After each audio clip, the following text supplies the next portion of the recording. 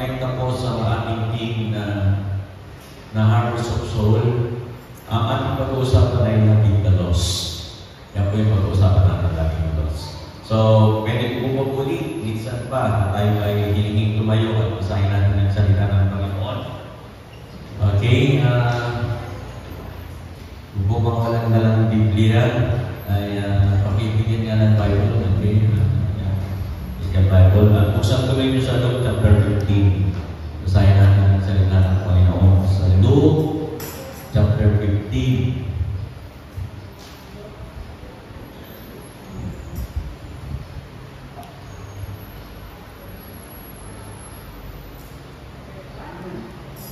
Okay, pwede na kayo. Lucas, kapitulo 15. Basahin natin yung buong titulo. Luke chapter 15. Okay na? Okay na ba, mga kapatid sa Lord? Basahin natin ang buong kapitulo po.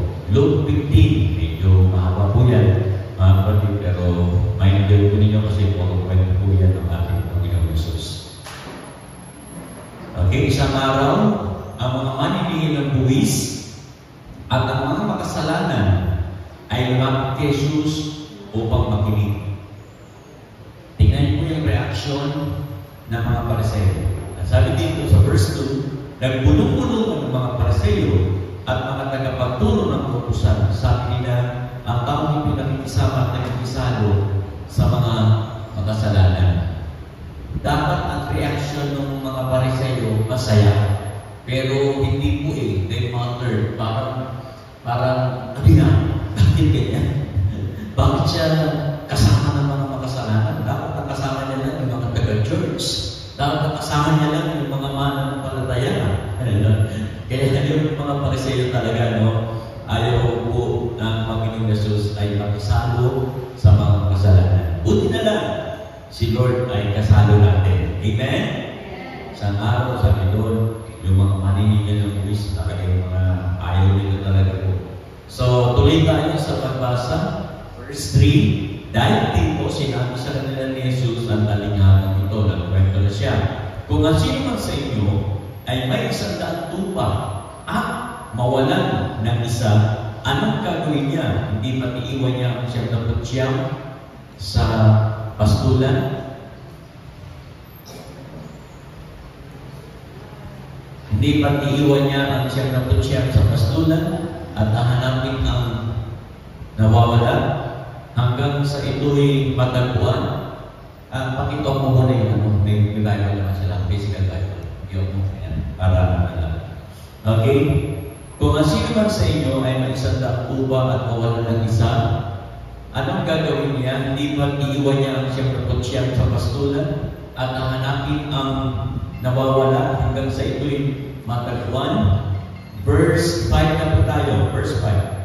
So, dahil mo, verse 5. Kapag nakita na niya ang tupa at masaya na itong papasalin, pagdating sa bahay, aanyahan niya ang kanyang mga kaibigan at mga kapitbahay at sasabihin sa kanila, makipagsaya kayo sa akin dahil nakita ko na ang tupa ko nawawala.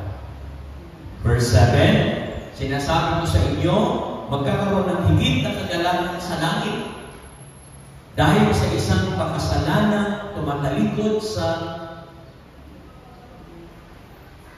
kasalanan kaysa sa 99 na matuwid na di nangangailangan magsisi. Verse 8, o kaya kung ang isang babae ay may 10 salaping bilang at mawala ang isa, anong gagawin niya? Hindi ba magsisindi siya ng ilawan, wawalisan ang buong bahay, at hahanapin mabuti ang nawawalang salapi hanggang sa ito ay kanyang makita. Kapag nakita niya ito, ay ayahan niya ang kanyang mga kaibigan at mga kapitbahay at sasabihin sa kanila, makipagsaya kayo sa akin sapagkat nakita ko na ang nawawala kong salaping bilang. Verse 10, sinasabi ko sa inyo, gayon din ang kagalakan ng mga anghel ng Diyos dahil sa isang makasalanan, tumatalikod sa kasalanan. Amen? Praise God. So, verse 11, ito na. Ito, familiar po ito. Familiar kayo dyan. Sinabi pa ni Jesus, may isang tao na may 3 anak na lalaki. Sinabi sa kanya ng bunso, Ama, ibigay na po ninyo sa akin ang mamanahin ko. At hinati na ng ama ang kanyang ari-arian. Pagkalipas ng ilang araw, ipinagpili ng bunso ang kanyang bahagi at nagpunta sa malayong lupain. Nilustay niya ron sa mga bisyo ang lahat niyang kayamanan. Kakalungkot naman. Nang maubos na ito, nagkaroon ng matinding tagutong sa lupain yun. Kaya siya nagsimulang maghirap. Napasukan siya sa isang tagaon at siya'y pinagtrabaho nito sa isang babuyan sa tindi ng kanyang buto. At dahil sa wala namang nagbibigay sa kanya ng pagkain, halos kainin na niya ang mga pinagbalatan ng mga bungang kahoy na pinapakain sa baboy. Ngunit, napag-isip-isip niya ang kanyang ginawa at nasabi niya sa sarili, labis-labis ang pagkain ng mga alila ng aking ama. Samantalang ako'y namamatay dito sa gutom. Verse 18, babalik ako sa aking ama at sasabihin ko sa kanya, Ama, nagkasala po ako sa Diyos at sa inyo. Hindi ako karapat-dapat na tawaging anak nyo. Ibilang na lang ninyo akong isa sa inyong mga alila. Then, verse 20. Verse 20 and 21. At siya nagpasyang uwi sa kanila, malayo pa'y nagtanong na siya ng kanyang ma, at dahil sa matinding awa ay patapos siyang sinalubong, niyak at hinalikan. Sinabi ng anak, Ama, nagkasala po ako sa Diyos at sa inyo. Hindi ako dapat na tawaging anak ninyo. Ngunit, tinawag ng ama ang kanyang mga dila, dali! Kunin ninyo ang pinakamagandang damit at bisan niyo siya. Suotan niyo siya ng singsing at ng sandalyas. Katayin ninyo ang pinatamang buya at tayo kumain at magdiwa. Sapagkat ang anak ito ay namatay na, ngunit siya ay nabuhay, nawala, ngunit muling nagagpuan, at sila ay nagdiwang. Nasa bukid doon ang anak na pangalan. Nag-uwi siya at malapit na sa bahay, narinig niya ang tugtugan at sayawan. Tinawag niya ang isang utusan, tinanong, bakit? Ano kaya masabi? Dumating po ang inyong kapatid, sagot ng alila. Ipinapatay po ng inyong ama ang pinatabang buya dahil ang inyong kapatid ay nakabalik ng buhay at walang sakit. Nagalit ang panganay at kanyang pumasok sa bahay. Pinuntahan siya ng kanyang ama at pinag-usapan. Ngunit sumagot siya, pinaglingkuran ko kayo sa loob ng maraming taon at kailan may hindi ko kayo sinuway. Ngunit minsan hindi ninyo ko binigyan ng kahit maliit na kambing para magkasayahan kami ng ating mga kaibigan. Subalit kung dumating ang nagnong ito, na lumustay ng inyong kayamanan sa masasamang babae, ipinagpatay pa ninyo siya ng pinatamang buya. Sumagot ng ama, anak, lagi kitang kapiling. At ang lahat ng aking ari-arian ay sa iyo. Nararapat lang na tayo magsaya at magdiwang sapagkat namatay na ang kapatid mo, ngunit nabuhay, nawala, ngunit muling natagpuan. Panginoon, pagpalain mo, Lord, ang iyong mga salita sa amin ngayong umaga. Buksan mo ang aming mga isipan upang makita namin, Panginoon, na kami po, Panginoon, ay meron pong misyon na hanapin, mahalin, at dalhin sa iyo ang mga nawala. Pagpalain mo, Lord, ang bawat isang sa oras na ito, as we listen to your words, with our hearts, kaya po, Panginoon, ay ikaw ang may taas, mapapurihan sa aming kalagitnaan. Pagpalain mo lahat kami mga nan, at ikaw, Panginoon, ang isang patuloy na tumugon sa lahat ng pangangailangan ng iyong mga nan sa oras na ito.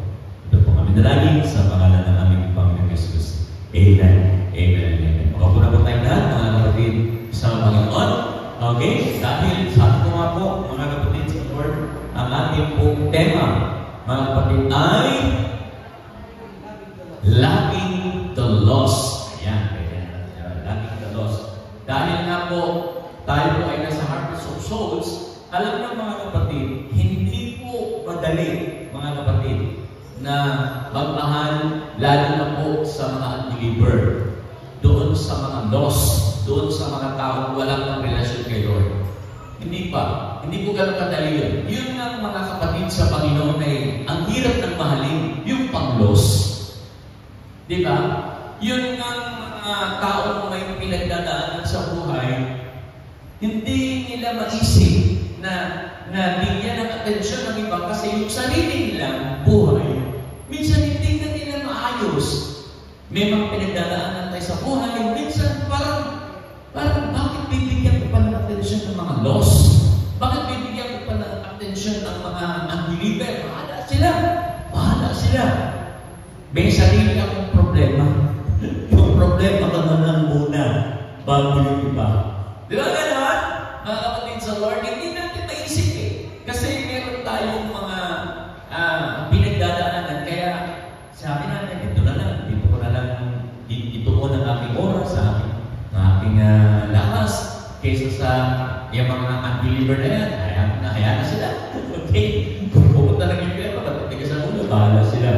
Pero alam po ba, mga kapatid sa Lord, ang Panginoon po ay patuloy na nagpapaalala sa atin na huwag tayong masyadong mag-focus sa ating sarili kasi may mission tayo. Pagkasabi sa katabi, may mission ka.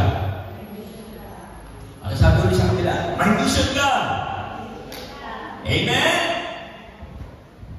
Kasi naniniwala tayo na sapat ang biyaya ng Diyos para makasurvive tayo sa ating pong mga pinagdadaanan sa buhay. Amen po ba doon? Sapat yung biyaya ng Lord. Yung lakas ng Panginoon, sapat yan. Maniwala kayo, mga kapatid sa Panginoon, biyaya ng Panginoon na hindi magugulang sa atin. At lagi nang ipaparanas yan. Kaya lang, mga kapatid sa Panginoon, kailangan na huwag natin hayaan na hindi natin mabigyan ng pansin ang mga lost.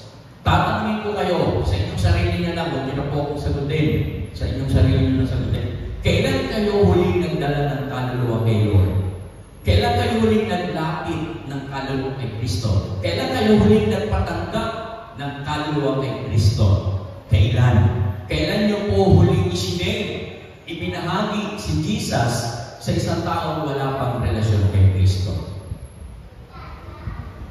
Kayo na ang makakasagot niya. Kailan yun? Itong taong pag ito, 2025, may nailapit ka ba kay Lord? Hello? Are you listening? Narinig niyo ako? Mga kapatid, yun minsan ang nalilimutan natin.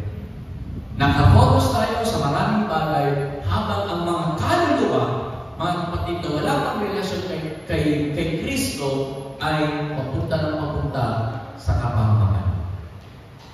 Hindi talaga natin yung makikita. Hindi talaga natin yung nabibigyan ng pansin dahil iba yung focus natin.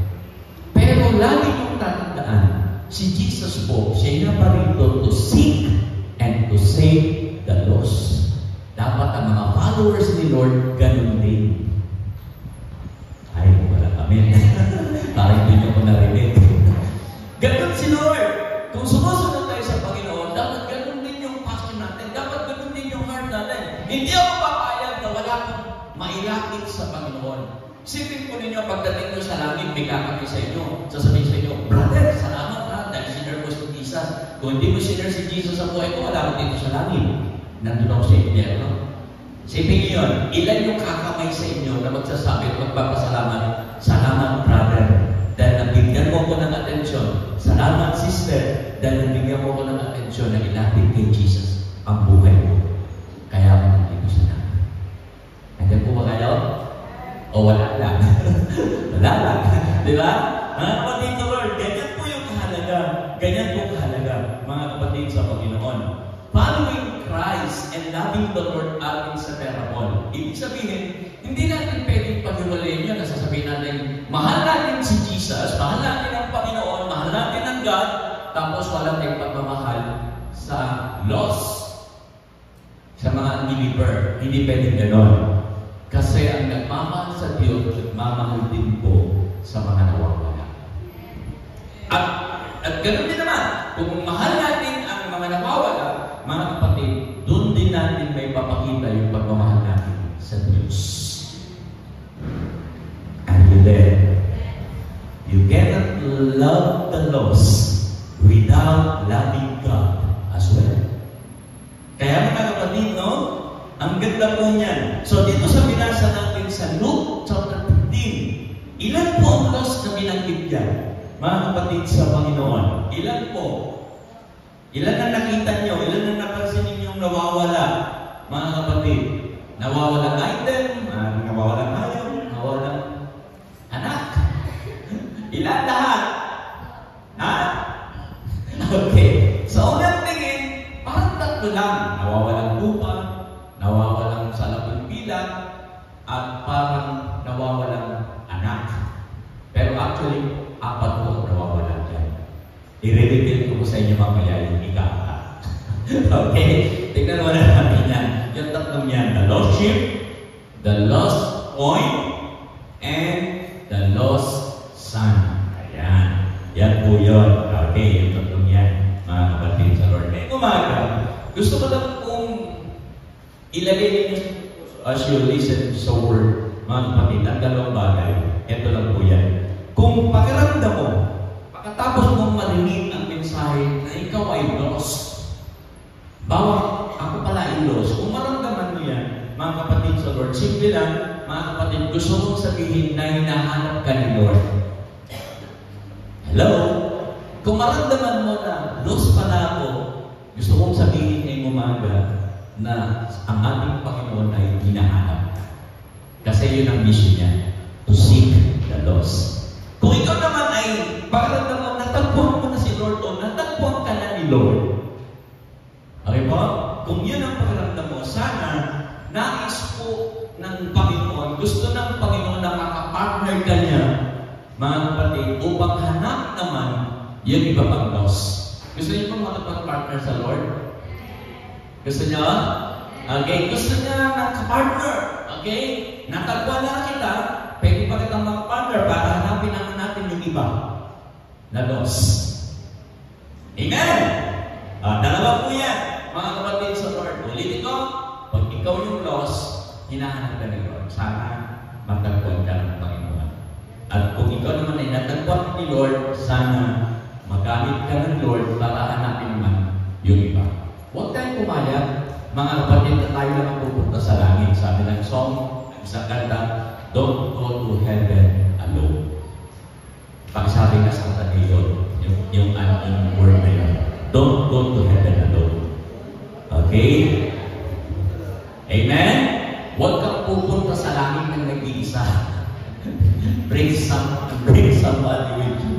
Mga kapatid sa Lord, importante po yun, mga kapatid sa Lord. So ngayon, how to love the lost? Paano ba mahalin ang mga lost? How to love the lost? Ang hirap yan pero paano po natin gagawin yan? Una-una, loving the lost requires a genuine understanding of their condition. Ibig sabihin, para matuto mo siyang mahalin, dapat alam mo kung anong kondisyon niya, kung anong kalalagayan niya, ano ba siya, ano ba ang kanyang sitwasyon, mga kapatid. Minsan talaga, hindi natin pinagmamalasakitan ang loss kasi ang intindi natin sa loss ay parang naligaw lang, makakabalik din yan. Di ba? Parang magbaliktad lang ng damit, makikita niya na yung pagpabalik. Di ba gano'n? Yung sinasabi ng mga matatanda, pag naligaw ka, baliktarin mo na yung damit mo, makakabalik ka na kung saan ka nang galing. Kaya gano'n, iniisip natin na yung mga loss, kaya ano niya, makakakilala niya sa Lord lang, si Lord na bahala sa kanila. Minsan hindi natin nakikita yung kanilang mga kondisyon, parang naligaw lang na makakabalik din.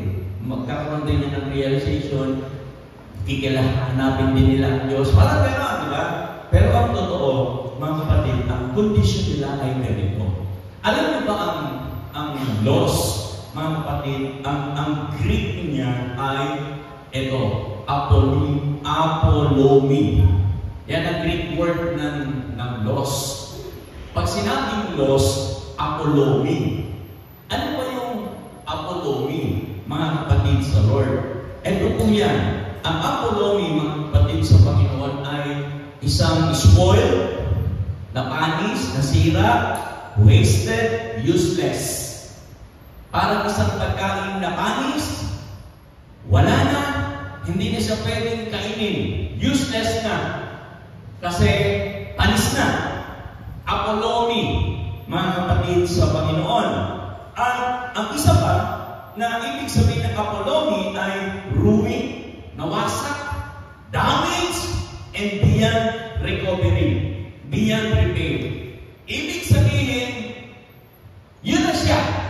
Hindi na siya pwedeng pang mabago. Hindi na siya pwedeng maayos. Wasak na siya. Ganyan ang apolomi, ganyan ang loss.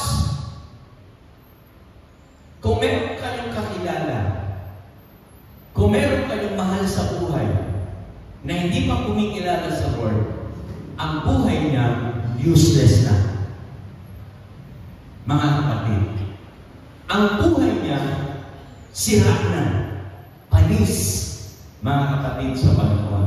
Parang katulad ng isang pagkain na na-overcook, nakalimutan sa lutuan at nasira na. Nakaranas na ba kayo na nagluluto kayo, nakalimutan ninyo tapos nasunog? Sino po ang makaranas na ng ganyan na nagluluto? Ay, nagluluto ka pala.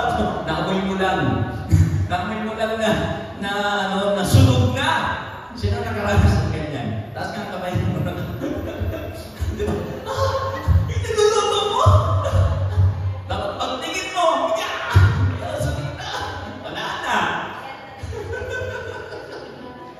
Kaya ang nasa mind mo, itato na siya. Siyempre, hindi na pwedeng kainin, right? Naintindihan? Yun, ganun yun. Kaya pag nalimutan kayong pagkain na niluluto, sabihin nyo, ang pulubi! Wala na! Sunod na! Hindi na siya mapapakinabangan. Okay? Ganyan po yun, mga kapatid sa Lord. Kasi, na siya, overcook. Ayan, ganyan po yun, mga kapatid sa Panginoon. Kaya anong gagawin? Dahil apolomi na siya, sunog na, wasted, so useless, basura ang pupuntahan. Ganyan ang loss. Diretso sa impyerno. Ganyan ang loss. Listen to this.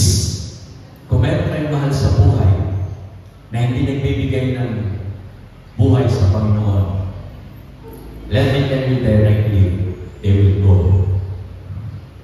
to hell. Kasi they're lost. Apollo. Are you listening?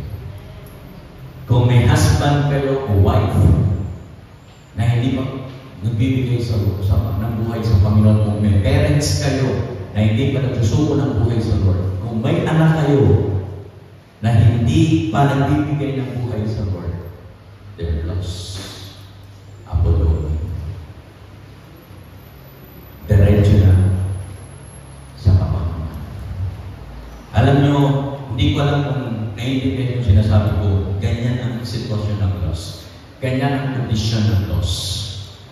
Minsan hindi natin yan napapansin. Kaya yung isang missionary, ang sabi niya, everyday, sabi niya, Panginoon, bigyan mo ko sa araw na ito ng isang loss na masisyaran ko ng gospel. Everyday yun, araw-araw nagpe-pray siya.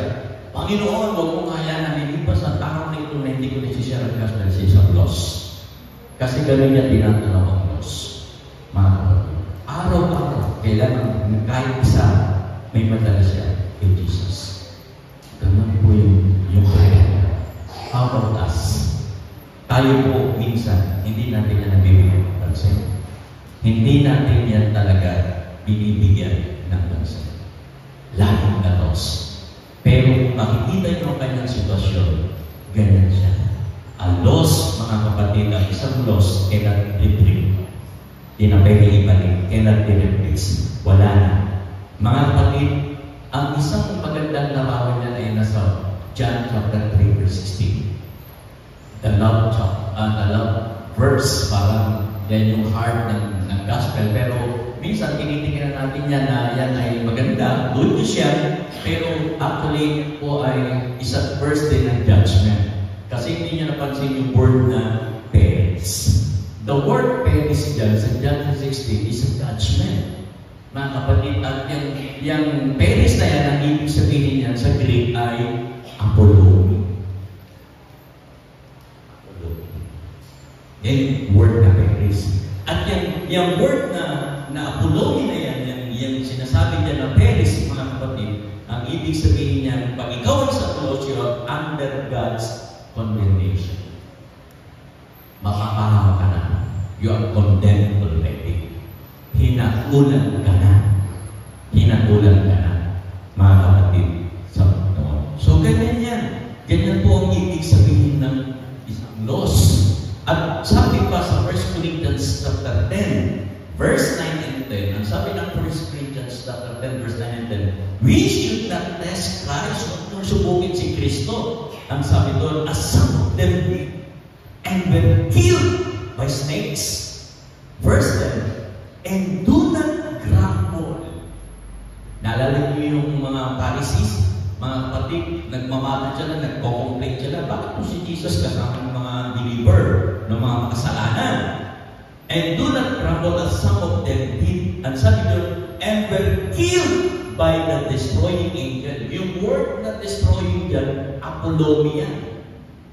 Destroy, mga kapatid, sa Panginoon. Apolomia, yung word na yan, mga kapatid. So, parang ganito lang yan. Kung apolomia ka, if you are lost, parang ganito, you are done. Tapos ka na. Parang sa mga pelikula lang. Pag nakaumong na yung baril, sasabihin yung babalik sa kanya,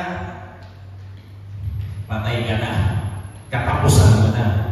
Ganun yun. Ganyan ang apology. Ganyan ang loss. You're dead. You're done. Patay ka, bata. Ganun yun. Naintindihan? Yan ang sitwasyon ng loss. Kaya, mga kapatid, gaano po ninyo tinitignan ang sitwasyon ng mga loss? Yung mga mahal natin sa buhay, yung mga kaibigan natin, na wala pang pagkakilala sa Lord, they're lost. They're absolutely destroyed. Then, parang yari ka. Wala na. Talagang ang patutunguhan talaga is death. Mga kapatid sa mga. Ganun yan.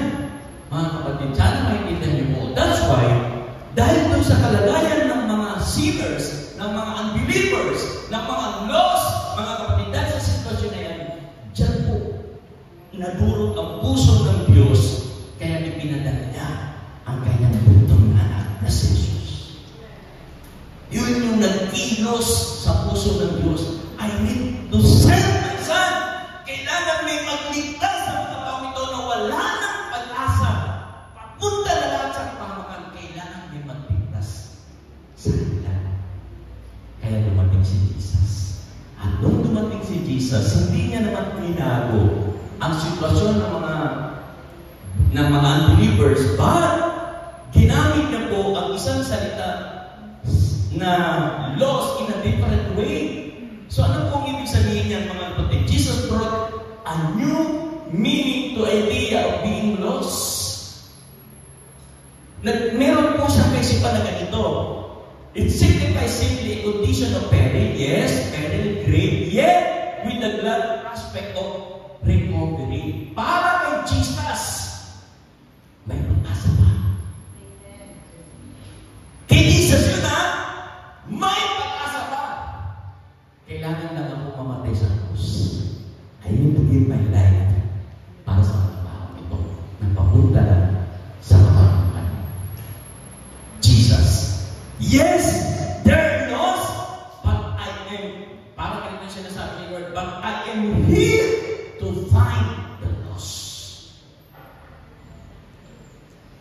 Yes, they are hopeless. They cannot find their way back. Ako ang magdadala sa kanila papunta sa Ama. Kaya ganun yung sinabi ni Lord na wala talagang makakarating sa Ama kundi sa pamamagitan niya. Ganun talaga yun. No one can come to the Father except by me. Ganun talaga. Kasi wala talaga, mga kapatid, sa Panginoon. Ang mga lost, they cannot found without a help. Hindi talaga sila magtatagpuan. Kaya sabi ng Lord, I have come because I will change their condition from being lost, mga kapatid, to being found. Naintindihan?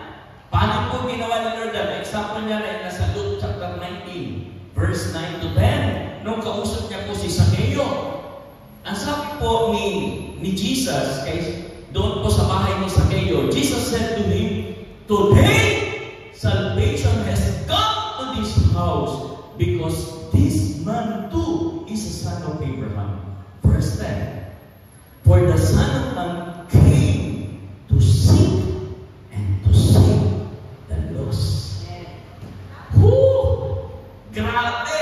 Mga kapatid sa Lord, yan po yung ginawa ni Jesus kay Zaccheo. Si Zaccheo po is a lost man. Pero hinanap siya ni Lord. At hindi lang siya hinanap, iniligtas pa siya. Amen? Ngayon umaga, hindi po tayo nag-uusap na iligtas ang lost. We cannot do that. We cannot save the lost. Kasi hindi naman tayo Savior. Hindi natin maililigtas ang mga lost, but we can love the lost. Nandiyan po ba tayo? Kasi they're in great need, mga kapatid. May kailangan sila. At ang kailangan na yun, kailangan din silang matagpuan ni Jesus. We need to love the lost. Mahalin natin ang mga wala pa kay Kristo. Amen? Kasi mapapahamak sila. Diretso talaga sila sa kapahamakan. Dahil yung gusto kong sabihin lang yan sa inyo. Pag hindi nila kinilala ang Panginoong Jesus, masakit yun. At yan yung reason kung bakit kailangan natin mahalin ng lost. Kasi dumudurog ng puso ng Diyos kapag may unbeliever na pumupunta sa impyerno, sa kapahamakan. Mga kapatid, God's heart is bleeding for the lost. Kaya ang mission statement ni Jesus, I have come to seek and to save the lost. Yan ang kanyang mission statement. How about us? Kumusta ang mission statement natin?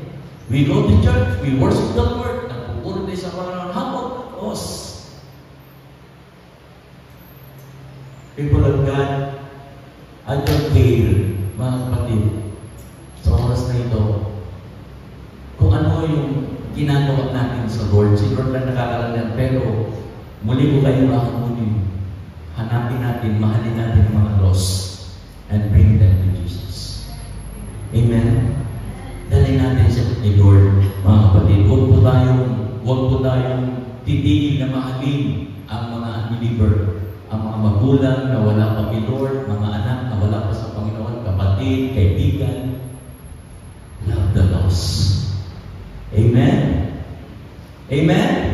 Mahalin natin sila, mga kapatid sa Lord. Second, mga kapatid, how to love the lost? Una, diba, kailangan makita natin yung kondisyon. Second, loving the lost demands knowing what they need to be found. Bakit kailangan silang mahanap ni Jesus? Bakit kailangan nila si Jesus? Mga kapatid, bakit ba, mga kapatid sa Panginoon? Unahin natin yung lost sheep, mga kapatid. Yung lost sheep, mga kapatid, need the good shepherd to save them and bring them to the flock. Kailangan nila ang ating Panginoon Jesus as a good shepherd. They're lost, mga kapatid, kasi nahiwalay sila sa kung saan sila dapat. Alam niyo ba ang lahat ng mga tao, nilikha ng Diyos? Andiyan po ba tayo? Pero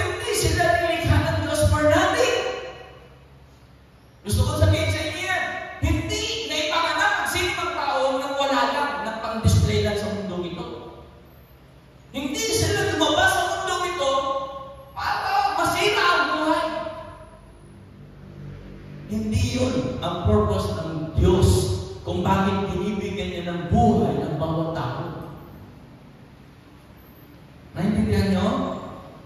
Kaya sila binigyan ng buhay ni Lord, mga kapatid, kasi gusto niya ang tao ito ay makasama sa kanyang pamilya. Hindi na bumuli ang tao, mga kapatid, para lang sa kanyang sarili. The lost sheep need the good shepherd to save them and bring them to the flock. Parang ganito. Sasabihin ni Jesus, anak, hindi ka dyan, hindi ka para sa mundo. Halika, bumalik ka sa aking pamilya. Sumama ka sa pamilya ng Diyos. Ganun kahalaga ang lost. Mga kapatid, sa Panginoon, they need a good shepherd. Kasi kung wala si Jesus, kung hindi nila makikilala si Jesus, kahit anong gawin nila, hindi po sila makakabalik sa Diyos. They need Jesus. Kailangan nila si Jesus. Amen? Amen po ba? So the lost sheep need the shepherd who would lay down his life for the sheep. And only Jesus can do that. Kailangan may magbigay ng buhay. Kailangan may mamatay sa krus para sa atin. Kaya nga mga kapatid sa Lord, yan ang karakteristik ng isang lost. Mga kapatid, hindi siya kabilang sa pamilya ng Diyos. Maaaring kabilang siya sa pamilya mo, kasama mo sa bahay, pero ikaw lang yung nakakilala sa Lord, pero yung kasama mo sa bahay, mga kapatid, hindi nakakilala sa Lord. Maaaring nagbibigan ka sa mga friends mo, sa mga kaibigan mo, sa mga dabarkat, sa kung sino mang kasama mo, mga co-workers, mga trabaho, mga kasama sa trabaho.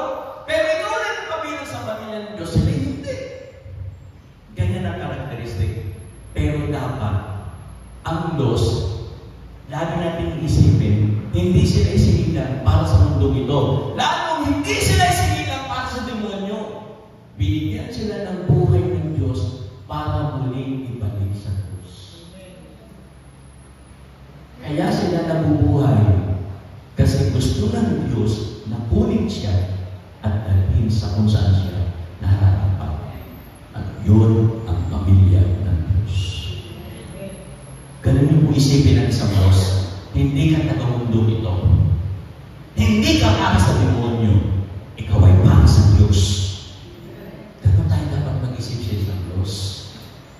Amen?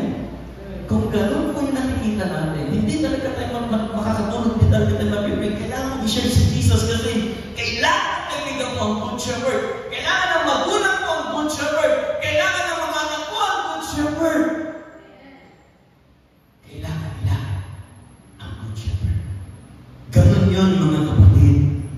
The principle, mga kapatid, is to find them and bring them to the family of God. Bring them to the flock. Amen po. Yung iba kasi tumitigil lang doon sa pagpapatanggap. Yes, i-share ko na ang gospel. Yes, tumanggap na ni Lord. Pero hindi doon natatapos. After kong may share si Jesus at tumanggap ni Lord, ang next step na gagawin mo is bring them to the flock. Dalhin mo sila, mga kapatid, sa fellowship of believers. Dalhin mo sila. Ano ba yung mga fellowship of believers? Buka tayo, meron tayong cell group, meron tayong family night. Bring them to the fellowship of believers. Amen? Kung tatay, may binaya sa mga yun, ay isama mo sa men's fellowship. Nanay na yan sa mga yun, ay isama mo sa women's fellowship. Kung yun, dahil kasi yan sa mga parents, makikijoin, sama mo sa youth night. Every Friday. Bring them to the fellowship. Amen po ba? Kung may sentro ka, ano sa sentro, after receiving the Lord, pagkatapos matanggap kay Lord, huwag mong papayaan na ipanganak na siya sa karyan ng Diyos, then bring them to the flock. Naintindihan po, mga kapatid sa Lord, ibig sabihin, matapos matagpuan si Lord, kapag na-share mo na, at natagpuan na sila ni Lord, huwag kang titigil doon. Tuloy na sa pag-aanyaya sa kanila para makasama ang mga kapatid sa Panginoon. Amen? Naintindihan niyo po? Naunawaan po mga kapatid sa Lord? Kaya, ganyan kahalaga ang mga fellowship. Ganyan kahalaga ang mga cell groups. Ganyan kahalaga, mga kapatid, ang mga fellowship na men, women, should. Ganyan kahalaga yan. Mga kapatid, kung mayroong anak na young people, bring them. Dali mo sa fellowship. Kung may kaibigan kang tatay, sama mo sa gawain ng mga tatay. Ganoon din sa mga nanay. Lost sheep live under shepherds. Kailangan nila yan to pursue them and bring them to the flock for nurture and growth. Hindi kasi lalala po pag hindi nyo dinala. Lost sheep lives under shepherds who would sacrificially serve the sheep. Ganyan kahalaga ang isang lost. Amen! Ngayon, kung natagpuan ka na ni Lord, sa mga found na, sa mga natagpuan na dito, mga kapatid, let me encourage you to join sa cell group. Sino po dito ang hindi pa kasali sa cell group? Huwag mo na itaas ang kamay mo. Kung hindi ka pa kasali sa cell group o sa mga fellowship, please join sa fellowship ng mga tatay, ng mga nanay, ng mga youth. Kung hindi ka pa kasali. Kung hindi ka makapunta sa mga fellowship, sa schedule na fellowship, sa cell group, sumama ka. Tignan mo yung katabi ko. Sabi mo, naka-join ka na ba? Tanagin mo na, naka-join ka na ba? Amen! Hallelujah! At sa mga cell leaders naman, mga kapatid, gawin niyo pong buhay na buhay ang inyong mga cell group. Huwag niyo ipagbawa ng bahala na. Kasi kailangan kayo ng mga lost sheep na tumanggap sa Panginoon. Lagi niyo i-open ang inyong cell group. O, cell group! Dito ka sa akin! Kailangan na dito. Buhayin niyo ang inyong mga cell groups. Amen po. Nandiyan po ba kayo? Ang lost sheep na wala lang sa flock, kailangan nila bumalik sa flock. Naintindihan mo ba, mga kapatid? So, ganyan ang kailangan ng mga lost. Another yung lost point na binanggit kanina, mga kapatid sa Panginoon, the lost point needs the great seeker and ardent seekers to restore them. Sipin nyo ha, 10 yun, nawala yung isa, pwede naman, kalimutan na yung isa. Meron pa naman natulang siya. Diba? Parang ganito lang, 10 piso. Nawala yung piso. Meron pa naman 9 pesos. Pero hinahanap yan. Grabe! Mga kapatid sa Lord, sino po ang gagawa ng ganyan? Walang iba, kundi si Jesus. Because He is the great seeker. Amen. Si Lord, laging naghahanap ng lost. Araw-araw, oras-oras, minuto, naghahanap si Lord ng lost. Sana makapatner tayo ng Diyos yan. Amen? Kasi double time ang kaaway. Ang kaaway ay winawasak ang buhay ng mga unbelievers. Tulungan natin ang Panginoon. Sabihin natin, Lord, I'm here. Nandito ko. Sana makapatner mo ako to bring the lost to your kingdom. Amen? Naintindihan niyo po ako, mga kapatid sa Lord? Kasi mahalaga na matagpuan ng Panginoon Yesus ang mga lost bago pa sila mawala ng tuluyan. Bago pa sila mawala. Isipin niyo kung hindi hinanap po yung lost point, mga kapatid. At total, meron naman siya. Wala na yun. Tao sana mapunta, di na alam kung nasaan. Ganun po yung Diyos. Kaya si Lord lagi naghahanap. Gusto ko ulit-ulitin yan. Kung may mga kaibigan po kayo, kapamilya, na wala pa sa Panginoon, hinahanap sila ni Lord. Sana magamit tayo ni Lord to bring them to the Lord. Naintindihan? Mga kapatid, pangatlo, yung lost son, the younger son, mga kapatid, yan yung the younger son, mga kapatid.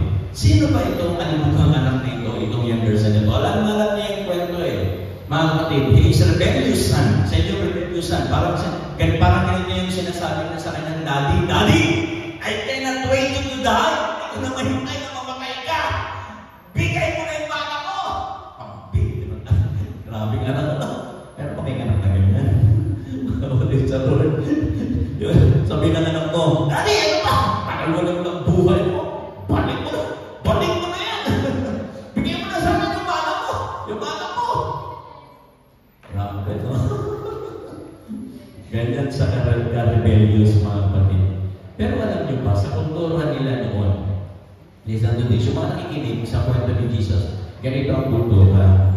Kapag ang isang anak ay nagrebelde sa kanyang pamilya, sa kanyang magulang, yung tatay, meron po siyang karapatan na patayin yung kanyang anak. He has the right to kill his son. Kasi nagre-rebelde. Sa kultura nila naman para kayo. Alam niyo naman nakikinig sa kwento ni Jesus. Bakit hindi ba pinatay yung anak?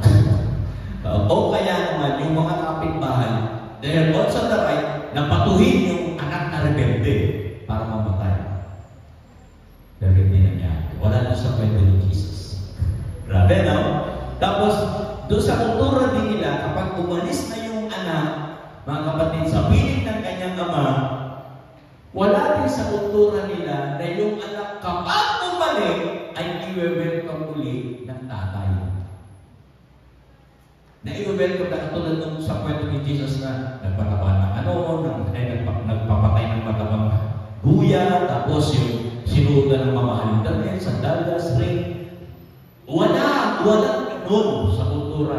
Pag bumalik, wala ka dyan sa buhay mo. Nag-look ka. Bumalik ka. Actually, alam niyo ng lost son.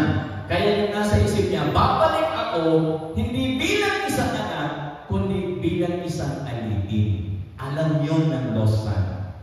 Yung kultura na yun. Naintindihan? Andiyan po ba kayo? Alam niya yung kultura na yun. Pag bumalik siya, pwede na siyang hindi maging anak, kahit alipin na lang. Kasi ang nasa isip niya na lang makakain ng maayos. Naunawaan niyo po? Kasi kung hindi niyo alam ang culture, kung panahon na yun, parang kultura natin. Kaya naman talaga pag-aaral mo, hindi po, hindi ganun yun, mga kapatid. Tingnan natin. Pansinin natin, mga kapatid, na yung unang dalawang bagay na nawala, the lost sheep and the lost coin, mga kapatid, wala silang kakayahan na bumalik sa nagmamay-ari sa kanya. Wala silang kakayahan. Yung lost sheep, hindi niya na alam. Kasi ang mga lost sheep, mga ano siya, mga hindi mo alam. Hindi sila marunong bumalik sa kanilang pinagmulan. Okay? Walang kakayahan. Lalo na yung coin. Di naman pwede magkaroon ng paa yung coin. Tapos maglakad siya. Uy, hira yan. Nandito ako, wala. Nandito lang ako sa lalim ng kapre. Yan, pwedeng gano'n. Na magkaroon ng paa yung coin para makabalik, para magpakita sa may-ari sa kanya. Tingnan niyo po. Ang mga nawawala, hindi naman talaga hinahanap ang Diyos. Napansin niyo po, yung mga lost, pag kinumentuhan mo tungkol sa Diyos, iiwanan ka. Kwentuhan mo ng ibang kwento, sports, politics, or whatever, magkakasama kayo ng kwento, lalo na kapag politics. Pero kwentuhan mo ng tungkol kay Jesus, lalayo. Kasi hindi sila interesado sa mga ganong topics. Wala silang kakayahan na bumalik, wala silang kakayahan na hanapin ang Diyos. Hindi talaga nila hinahanap ang Diyos. Kaya kailangan silang hanapin. Amen po ba, mga kapatid? Pero dito sa third story, pansinin niyo po, yung punsong anak ang nag-isip na bumalik sa kanyang tatay. Sa inyo nag-isip na bumalik. Kasi dumating siya doon sa realization na maganda ang buhay ng mga alipin doon sa bahay ng kanyang tatay. Eh siya alipin din. Pero gutom siya. Doon na lang ako magpaalipin. At least, mabubusog ako doon. So, sobra pang pagkain ko. Doon na lang ako. Tingnan niyo po. Kapatid sa Lord. So, bumalik siya sa tatay niya, hindi bilang isang anak, kundi bilang isang alipin. Yun yung gusto niyang mangyari. So, pansinin natin yung nangyari. Sa verse 20, basahin ulit natin ang 21. Tingnan niyo po ha. At siya pa siya umuwi sa kanila. Malayo pa inatanaw na siya ng kanyang ama at dahil sa matinding awa, ay patakbo siyang sinalubong, niyakap, at hinalikan. Sinabi ng anak, Ama, nagkasala po ako sa Diyos at sa inyo. Hindi na po ako karapat-dapat na tawagin anak ninyo. Grabe, no? Dumating siya doon sa kanyang realization, mga kapatid. So ano ang kailangan ng lost son, mga kapatid? The lost son needs a father who runs, hugs, and kisses him again. Ang lost son, kailangan maramdaman muli nila ang yakap ng Diyos. Kailangan maramdaman nila na hindi sila itinataboy ng Diyos. No matter, kahit ano pa ang kanilang mga ginawa, mga kapatid na kasalanan, kailangan maramdaman nilang muli ang yakap ng ating Diyos. That's the lost son. Amen po ba? Kasi pag naramdaman nila yun, mga kapatid, it is the grace of God. Mga kapatid, sa Panginoon sinasabi ni Paul, that's the grace of God which lead him to repentance. Magsisisi siya, mga kapatid, sa Panginoon because of the grace of God. Kaya yan po yung younger son, mga kapatid. Kailangan maramdaman nila ang yakap muli ng Diyos. Ngayon, sinasabi ko kanina, tatlo yun, actually apat po. And ito pang apat na ito is the older son. The older son. Okay? Tingnan niyo itong older son. Kunin mo na natin yung magandang kalalagayan ng older son. Actually, the older son is very obedient to his father. Napaka-masunurin niyang anak. Masunurin. Minsan, hindi siya sumuway sa kanyang tatay. Kayo po ba masunurin sa tatay mo? Masunurin ba tayo? Siya hindi talaga sa sumuway. Ganyan siya katindi, mga kapatid. At ang maganda pa sa son, yung older son, siya yung nasa pamilya, hindi siya umalis sa pamilya, hindi katulad ng alibugang anak, mga kapatid. Kaya para sa tingin, hindi naman siya lost. But as you read the story, mga kapatid, he is even more lost. Lost talaga siya. Why? Bakit? Kasi kahit nandoon siya sa pamilya ng kanyang ama, wala naman sa kanya ang puso ng kanyang ama. Hindi po niya maramdaman yung puso ng kanyang tatay. Kaya nung tinanggap ng tatay yung alibugang anak, hindi niya maintindihan. Kasi yung father heart, yung puso ng ama, wala sa kanya. Yung puso ng ama. Kaya siya nagalit. Mga kapatid. So, anong nangyari? Dahil doon, yung pong insider, naging outsider. Yung older son, naging outsider. At yung outsider, naging insider. Kapasin nyo? Mga kapatid sa Lord, nagbago sila ng posisyon sa isa't isa. So, ganyan minsan ang maraming Christian, mga kapatid, kapag hindi ayos ang ating puso, maaling tayo na sa church, but the heart of the Father is not in us. Maraming ganyan, mga kapatid, nasa loob pero yung puso ng Ama, wala. Nasa church, pero wala yung puso ng Ama na abutin yung mga lost. Nasa loob. Pero parang nasa labas. So, ano ang kailangan ng lost son? Itong older son na ito. So, the older one needs to know his father's heart of grace. Kailangan niya pong maramdaman ang puso ng kanyang ama na punong-puno ng biyaya. Ganun yun. Mga kapatid sa Lord, galit na galit po kasi siya. Mga kapatid, ayaw niya po na lumapit, ayaw niya pumasok, ayaw niya, hindi niya maintindihan yung kanyang tatay. Kasi yung puso niya, iba sa puso ng kanyang tatay. Magkaiba yun, mga kapatid. So ano po, bakit naging lost yung older son? The older son was lost because of his goodness. Pwede pala. Pwede palang malos ka kahit kahit gumagawa ka ng maganda, kahit gumagawa ka ng mabuti, pwede ba gayon? Mga kapatid, alam nyo, ito po mga kapatid sa Lord, una naman po masama sa pagpunta sa church, pag-worship sa Lord, pag-gamit sa Panginoon, wala po masama dyan, mga kapatid sa Panginoon. Pero, kung tayo nag-church, nagpapagamit sa Panginoon, but our heart, there is something wrong in our heart, hindi natin mararamdaman ng isang ama. Ang usapan dito is puso. What is in your heart? So the older son, kasama niya lalo yung tatay niya, pero wala sa puso niya yung puso ng kanyang tatay. Ganun yun. Nasa loob siya, obedient siya, ang bait niyang anak, napaka-masunuring anak. Lisa to Lisa, masunuring anak. Mga kapatid, wala siyang sinuway. Mga kapatid, isa lang ang putang. Sa older son, wala sa kanya ang puso ng kanyang ama. It's the father of heart. Okay. Wala. Hindi, iba yung puso niya sa puso ng kanyang tatay. Di ba maraming ganyan, mga kapatid sa Lord?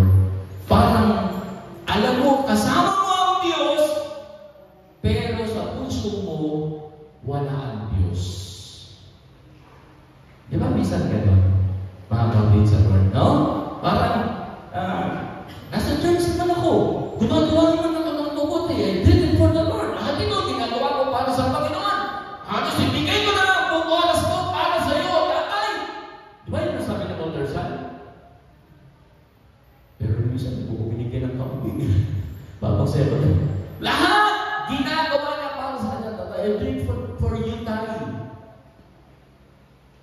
Lahat ng oras ko nasa sayo.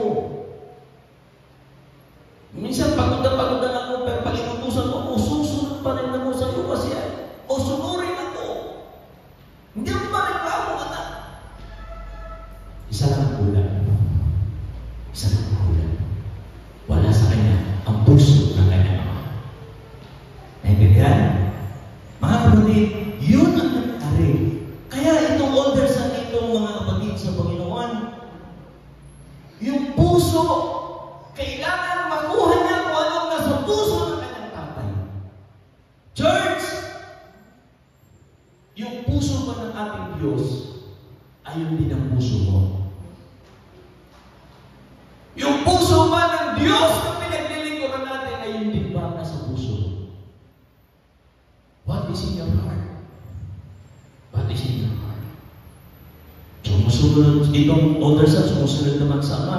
Kaya iniisip niya, ina-expect niya, sabi niya, tatay, I deserve a kambing. I deserve a goat. Kahit isang kambing lang, para magkasaya kami ng mga barkada ko. I deserve this. I deserve the grace of God because I obeyed Him.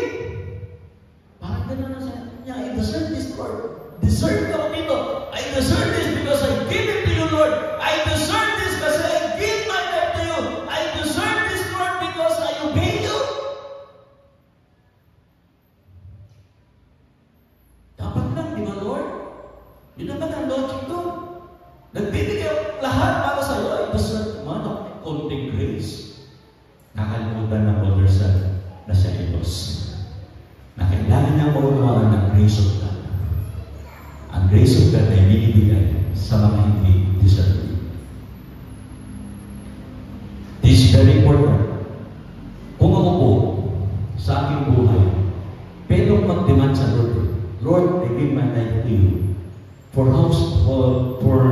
so many years, naglingkod ako sa iyo.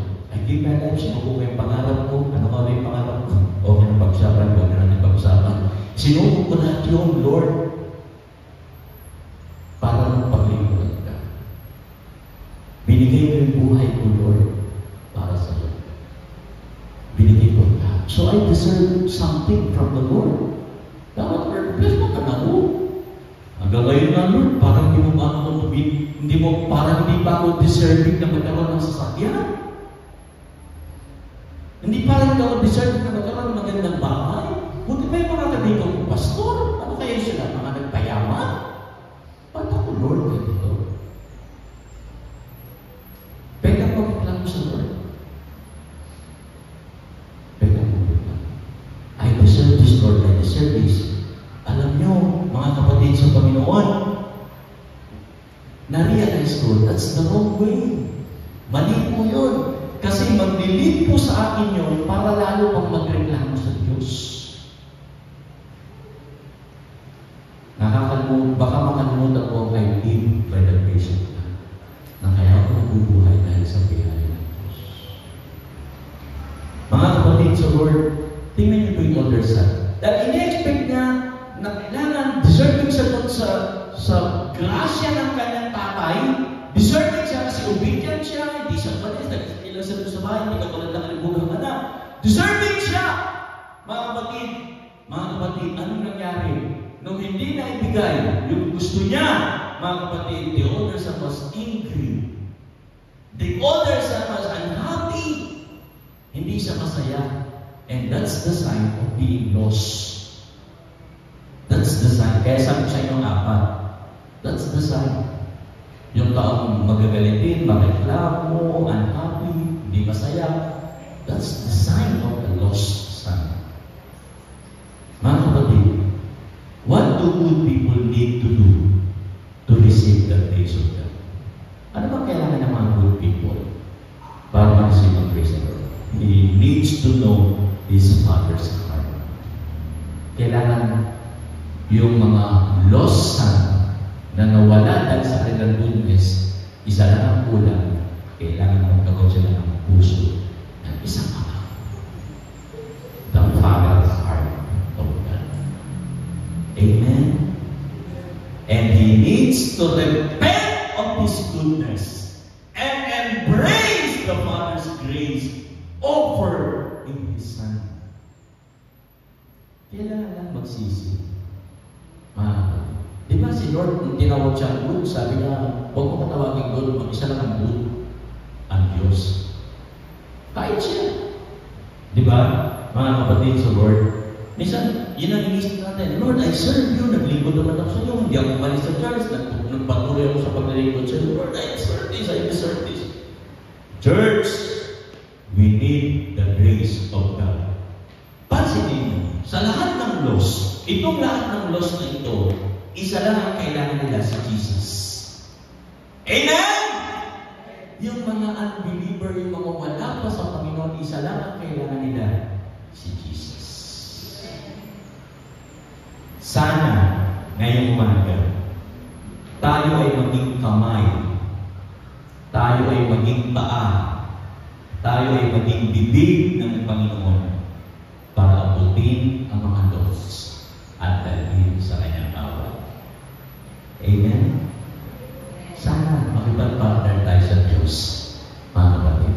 At para magawa natin yun, finally, loving the lost requires a new heart. Kailangan lang mababang puso. Puso na desire di dyan. Favorite dyan yan, yung kanta niya. Puso na desire. Loving the lost requires a new heart. A heart formed by the Father's heart. Isang puso na itubo mula sa puso ng ating Ama. Amen? Amen po? Kasi puso ng Ama. Kaya hindi siya napakali. Ang mga nilikha ko'y pupunta sa kapangalan. I will give my only Son. For God so loved the world that He gave His only Son. For God so loved, that's the heart of the Father. Grabe yung pagmamahal niya sa mga Diyos. Na kahit yung pinaka-isa-isa niyang anak ay kanyang ibinigay. Hindi para mag-enjoy sa lupa, kundi para mamatay sa krus. Para sa atin. Dati tayong Diyos. Pero natagpuan tayo ni Jesus. Are you glad natagpuan ka ni Lord? Masaya ka ba na natagpuan ka ng Panginoon? So, at the end, what do we need to love the lost? What do we need to love the lost? Number one, pray for greater love for the lost. Pray, Lord,